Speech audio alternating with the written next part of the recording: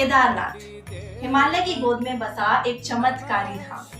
केदारनाथ जहां प्रकृति ने अपनी सुंदरता बिखेरने में कोई कमी नहीं छोड़ी। यहाँ की यात्रा आसान नहीं, लेकिन हर कदम पर आस्था की शक्ति मिलती है।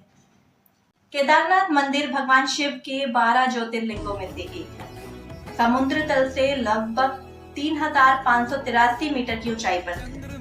यहाँ पहुंचने के लिए श्रद्धालुओं को गौरीकुंड से 16 किलोमीटर की पैदल यात्रा करनी पड़ती, जो भक्ति, साहस और समर्पण का प्रतीक है। हर साल शीतकाल में भारी बर्फबारी के कारण मंदिर के कपाट बंद कर दिए जाते हैं, लेकिन जब गर्मियों की शुरुआत होती है तो एक नई ऊर्जा के साथ कपाट खुलते हैं। इस वर्ष 2025 में केदारनाथ धाम के कपाट 2 मई को प्रातः खुलेंगे और भक्तों के लिए दर्शन का मार्ग प्रशस्त रहेगा। कपाट खुलने से पहले 27 अप्रैल को ऊर्खी मठी के ओंकारेश्वर में भैरव पूजा आयोजित की जाएगी। इसके पश्चात बाबा केदारनाथ की डोली विभिन्न पड़ावों से होती हुई 1 मई को केदारनाथ पहुंचेगी। पौराणिक कथा पंच केदार की उत्पत्ति कैसे हुई। महाभारत युद्ध के पश्चात पांडव अपने पाप धोने के लिए भगवान शिव के दर्शन करना चाहते थे। शिव जी उनसे रुष्ट हो गए और उन्होंने बैल यानी कि नंदी का रूप लेकर उत्तराखंड के पहाड़ों में शरण ली। पांडवों ने उन्हें ढूंढ निकाला। शिव जी भूमिगत हो गए। उनके शरीर के 5 भाग अलग अलग स्थानों पर प्रकट हुए और वही बने पंच केदार।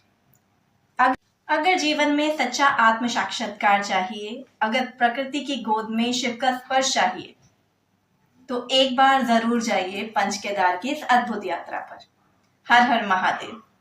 यह यात्रा श्रद्धा, परंपरा और भक्ति का अद्वितीय संगम है।